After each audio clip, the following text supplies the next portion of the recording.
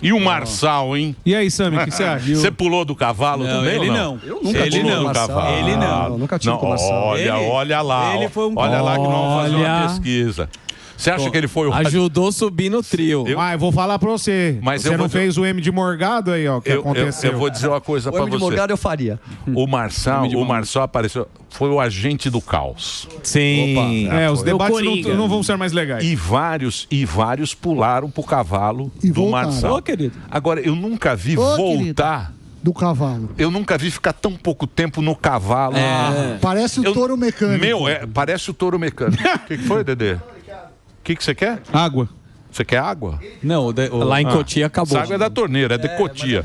Roberto Justus gosta. O Justus não gosta. Eu quero saber nervoso hoje. O Sam tá bravo. É porque ele tá em Cotia, É coitado. Enel. Tá pisando na lama lá em Cotia. Eu nunca vi tanta gente voltar rápido desse cavalo. Eles sentaram no cavalo.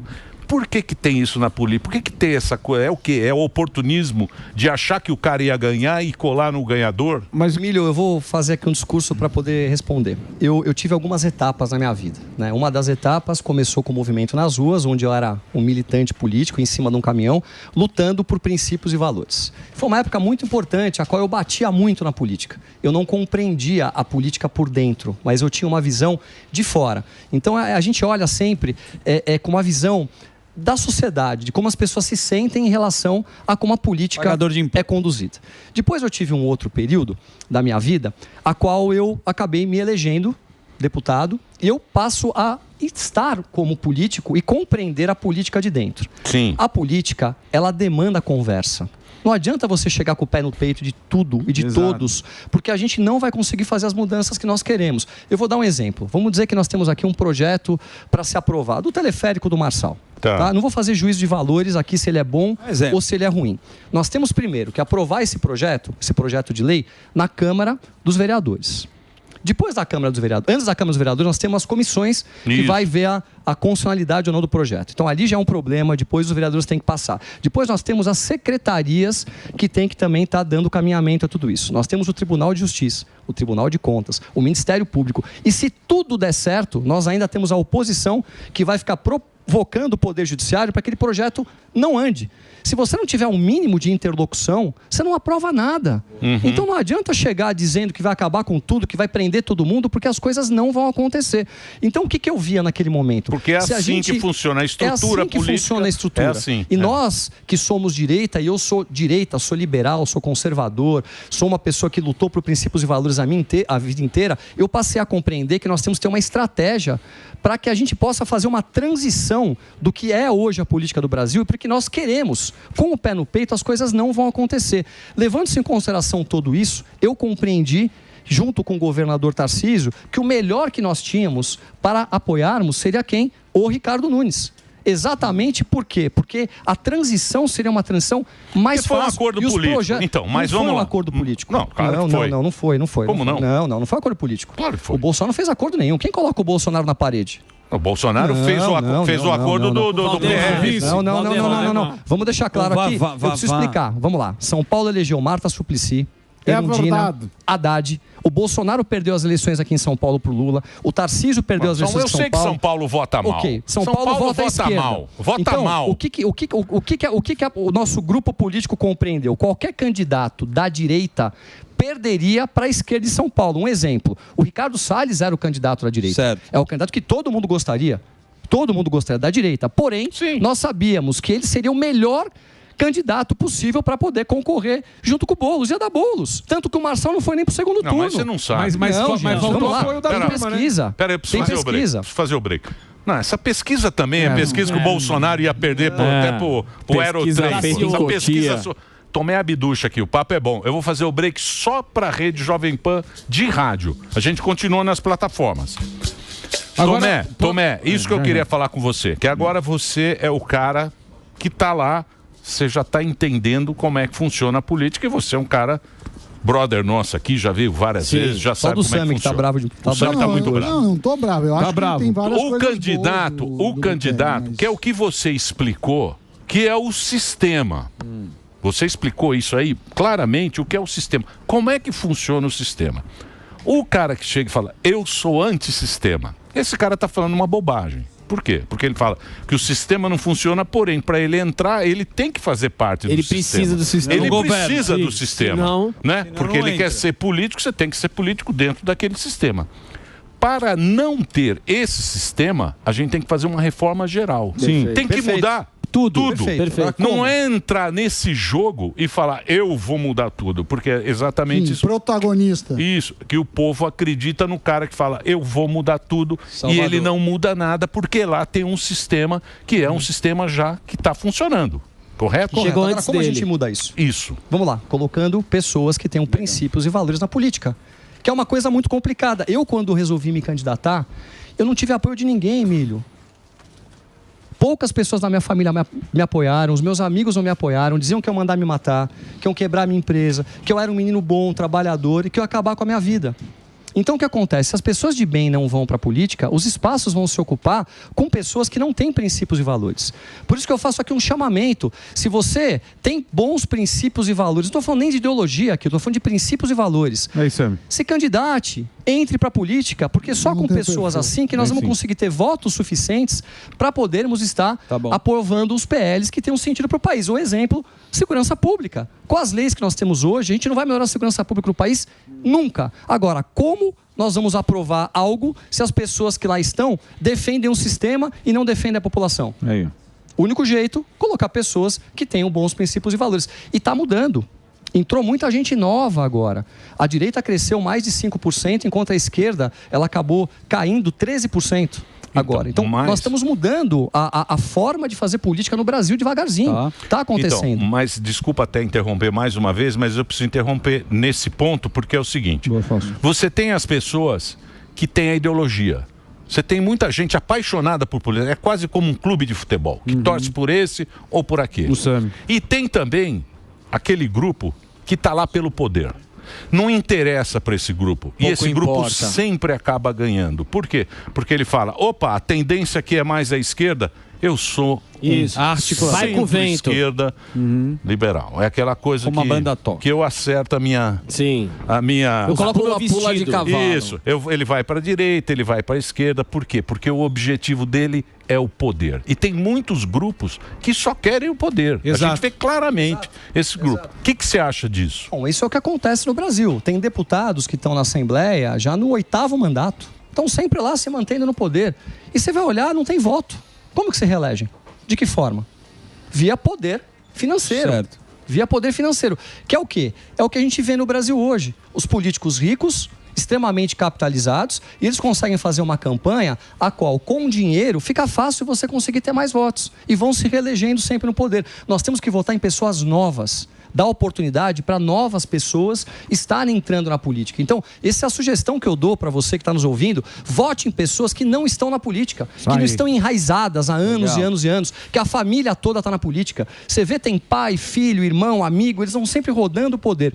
E no final de tudo, são sempre os mesmos que estão lá tomando conta do país, desde que nós somos pequenos. São as mesmas famílias que governam o Brasil. Como que nós vamos mudar desse jeito? Ô Tomé, esse ponto que você tocou aí, e o Emílio estava falando, os políticos querem poder, vai para onde a banda toca. Você acha que isso causou, vamos chamar de racha, que nem o Emílio falou antes no começo do programa, o racha na direita, porque a gente viu muita gente apoiando o atual prefeito, muita gente da direita apoiando Pablo Marçal. Por quê? Por conta disso, que você viu no mesmo palanque a turma que a gente gosta de brincar aqui, falar de direita absoluta, e tá já junto com o Kassab, Paulinho da Força, essa turma. Você acha que foi essa questão desse racha? Que se não tivesse o Pablo Marçal falando, que seja falando antissistema, qualquer coisa, mas a percepção do povo, porque a gente sempre acha que o povo não tá vendo as coisas. Hoje tá vendo muito disso. Você acha que a divisão da direita, muita gente foi pro Pablo, muita gente ficou com o prefeito? O povo está muito cansado, está todo mundo de saco cheio da política do Brasil. Ninguém aguenta mais crime organizado, ninguém aguenta mais corrupção, ninguém aguenta mais ver as mesmas pessoas que tiveram as mesmas ações no passado estando de volta ao poder. Então, o discurso antissistema ele é muito bom, ele é muito forte. É o discurso que elegeu muita gente ao longo do mundo. Só que nós temos que avaliar o que nós temos pela frente com estratégia. O que tem de melhor para que a gente possa conseguir mudar o Brasil. Muita gente falou que não se muda o Brasil pela cereja do bolo. Então, ou seja, não adianta trocar o presidente da República e dali para baixo você ter tudo dominado pela turma que está lá há muitos anos. Eu vou dar um exemplo. Vamos pegar uma secretaria qualquer aqui em São Paulo, tá? Tem secretarias que você tem 85% de pessoas com cargos concursados, que estão lá anos e anos e anos. 15% da secretaria você consegue trocar quando você é um secretário. Você entra. Os salários são salários relativamente baixos para você contratar pessoas que tenham um nível intelectual e de competência, de formação, para poderem estar lá. Salários de 4, 5, 6 mil reais. Como que você faz para poder mudar aquela secretaria, onde 85% dela está totalmente já direcionada para cargos que vêm desde o passado? É muito complicado. Aí Mas e aí, a direita, a questão da direita? Dividiu. A gente viu que teve uma divisão clara. Dividiu, claro que dividiu a direita. Uma divisão clara, tanto que vários vereadores foram eleitos, a gente fala na aba do Pablo. E você acha que essa divisão foi por isso? Porque com o prefeito tá loteado aí com vários caras que antes a direita falava, não, a gente não vai se juntar com esse cara. Esse foi o problema? Olha, eu creio que a divisão ela aconteceu exatamente por conta desse sentimento da população por mudança. E muitas vezes as pessoas não compreendem a política de dentro, como eu estou dizendo agora, e não conseguem formar uma estratégia. Eu tentei explicar essa estratégia para muita gente, mas no momento que nós estamos, tudo vira torcida organizada. Como tem pelo Bolsonaro, acabou tendo também uma parte pelo Marçal. Pô, ele fala tudo que eu quero ouvir, mas será que ele vai conseguir entregar tudo que ele está falando? Então foi esse o ponto que eu entendo que fez com que houvesse essa divisão. Algumas pessoas compreenderam isso, tanto que o Ricardo Nunes foi o segundo ponto. Mas subir no palanque junto com... Exagerou um pouquinho. Mas subir no palanque... Quem? O Marçal. O Marçal. O meu ponto é esse. A direita batia num lado e ela tá no palanque com esse lado. Esse é o ponto da questão. Isso não sofreu nada? Gente, vamos lá. O Brasil é um país presidencialista ou parlamentarista? Presidencialista. Mas quem manda no Brasil? Quem manda? É o parlamento, certo? Então ele é presidencialista, mas quem manda é o parlamento. O Bolsonaro não teve que se aproximar do Ciro Nogueira, do Valdemar Costa Neto, para poder ter governabilidade? Isso não ia fazer nada. Ele começou o país colocando generais, né? Colocando um general ao lado dele para ser Casa Civil e não conseguia articular nada. Então, assim, nós temos que entender o que nós temos e para onde nós queremos ir. E não ficar sonhando com algo que não vai acontecer. Então vamos lá. Então você acha que o cara... Porque eu acho que eu acho que o cara que saiu melhor nessa eleição foi o Tarcísio. Porque o Tarcísio ele foi pragmático e ele não mudou nada. O discurso, encher o saco dele, ficaram enchendo o saco dele lá do sistema. Ele é do sistema, ele é vendido, não sei o que, mas ele foi pragmático. Ele falou, ele foi objetivo. Falou, meu negócio é esse, melhor ser assim. Disso. Foi pragmático no negócio, não foi essa direita louca, essa direita marçal que é um negócio louco, o cara rezando na rua, aquelas coisas de maluco, de torcida mesmo. Você acha que ele é o cara hoje? Porque o Kassab diz que agora... Porque o Kassab, o que ele faz? O Kassab, ele dá a carta. Ele não tem esse carisma de um Bolsonaro, não sei o quê. Mas ele é o backstage. Mas é o cara que por trás fala, opa, esse tem chance. Esse é bom. Ele escala. Esse não sei o quê. Ele escala. Ele fala, agora é fuzil, o herói do Brasil. Aí aparece o fuzil, mas ele tá lá por trás. Você acha que esse é o cara? O Tarcísio, no meu ponto de vista, eu sou um pouco suspeito para falar, porque eu trabalho com ele. É um orgulho para a nação brasileira.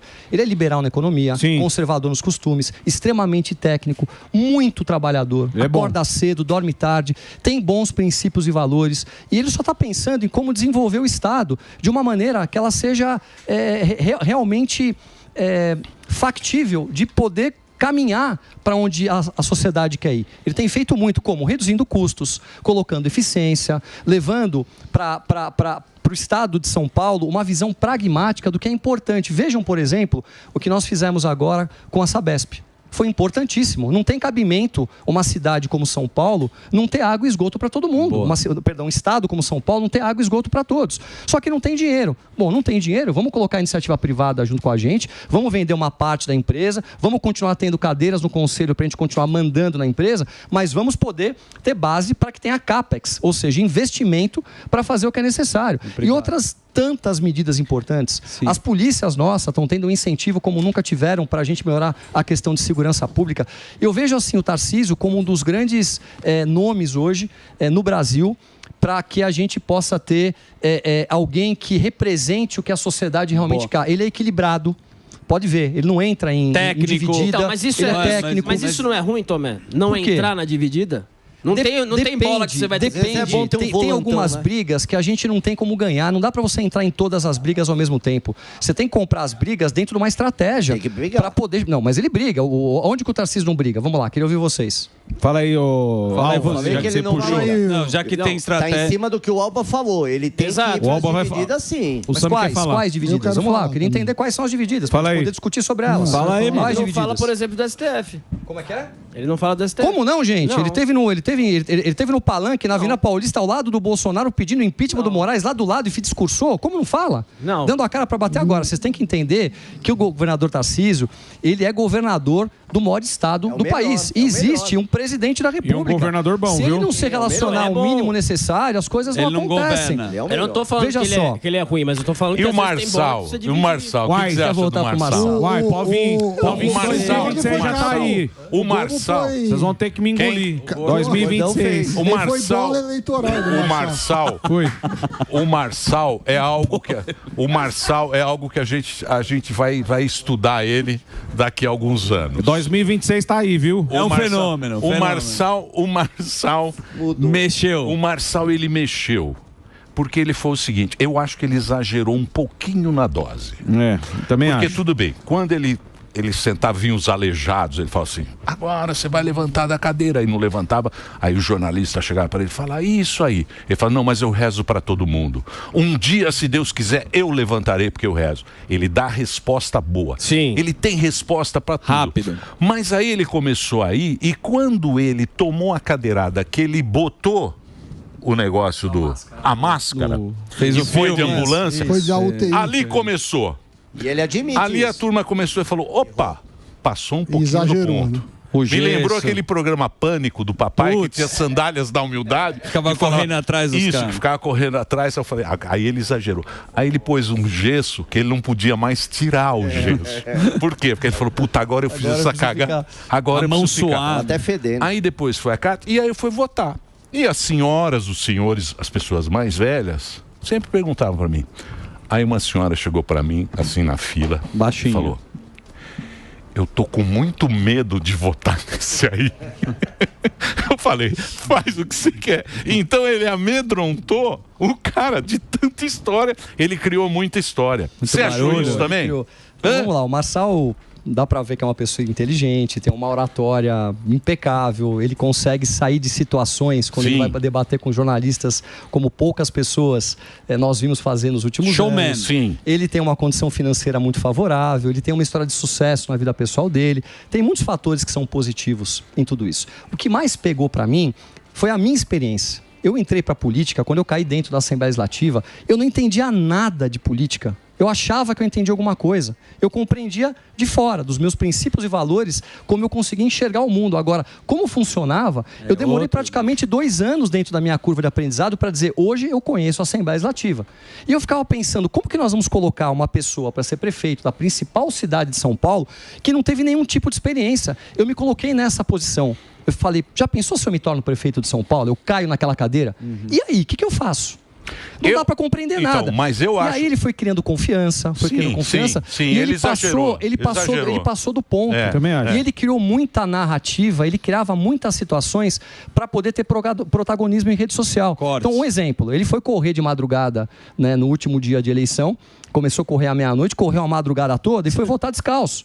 Mostrando... Por que vocês não apoiam para ter um outro segundo turno? Por exemplo, vocês bateram num pseudo-direita, totalmente direita, e aí vocês deram a chance de ter um segundo turno direita-esquerda. Mas vamos lá, a gente não bateu num pseudo-direita, eu não bati no Marçal. Eu só tinha uma crença diferente, nele, então. Eu só tinha uma crença diferente de um caminho que nós tínhamos que seguir aqui para a cidade de São Paulo, achando... manter ele no segundo turno? O Marçal no segundo turno? Olha, vamos lá. Existem as pesquisas externas, que muita gente não confia, e existem as pesquisas internas do próprio governo e da própria prefeitura. Todas as pesquisas que nós tínhamos dava que o Marçal perdia no segundo turno para o Boulos. Tava claro. Era uma estratégia. E aí eu vou fazer o quê? Eu vou jogar a principal cidade do país, eu vou correr o risco para ver o que vai acontecer? Não, mas São Paulo... Mas por pouco não foi o Ricardo Nunes e ele. Eu preferia, ficaria mais tranquilo o Ricardo Nunes e Marçal no segundo turno, e aí deixa o pau torar, do que o risco ainda iminente de ter o Boulos na prefeitura. Ok, entendi teu ponto. Porque o Malafaia, ele pegou 20 dias para bater no Marçal. E isso que ele fala que é de direita. Mas vamos lá. Por que ele bateu no Marçal? Posso explicar? Porque não, eu vou explicar. Não é bem assim. Vamos lá. Existem algumas coisas que você tem que pensar, sentir e falar a mesma coisa. Isso se chama integridade. A partir do momento que nós temos uma manifestação nacional na Avenida Paulista para pedir o impeachment de um ministro e a direita toda está mobilizada por isso e ele não se posiciona em rede social nenhuma vez. E somente isso desqualifica o cara para... Não, calma. Deixa eu acabar de falar. Morgado, só mais um pouquinho de paciência, só para poder... É que eu tomei o que você me tomou, desculpa. Só para eu poder concluir o raciocínio. Vamos lá, que o tempo urge. O que nós esperávamos? Que ele tivesse junto com a gente naquela pauta. O que ele fez? Não tocou no assunto da pauta, não colocou em nenhum momento em rede social, e 3 dias antes ele pega viagem para El Salvador. Certo. Eu liguei lá pro Bukele. Tá indo aí? Fala Bukele. Ninguém sabia da visita dele. Foi visitar o presídio? Não. Foi na porta do presídio, bateu uma foto no presídio. Então, claramente, deu a impressão para todos que ele não queria estar na manifestação. O que acabou acontecendo? Ele chegou 4h30 da tarde e a liturgia diz que o último a falar é o presidente da República. Sim. O presidente falou, a manifestação acabou. A pulseirinha dele estava lá para ele subir. Tanto a dele, quanto a do Boulos, quanto a de todos os outros candidatos, por uma questão eleitoral. Ele chegou correndo, ele bateu na porta do caminhão, eu estava em pé na porta do caminhão, eu estava do lado lá. Ele nem conversou com segurança, saiu correndo e foi falar para todo mundo que não deixaram subir no caminhão. Isso não foi verdade. Ele criou um facto. Então, ou seja, eles vão criando fatos. Por isso o cara usa 20 dias para bater no cara que poderia estar 2 direitas no segundo turno. Exatamente. Isso não desqualifica, desculpa. Não, mas aí precisa... Bolão eleitoral. Mas aí precisa falar com o Malafaia, não é comigo. Então, mas aí o Malafaia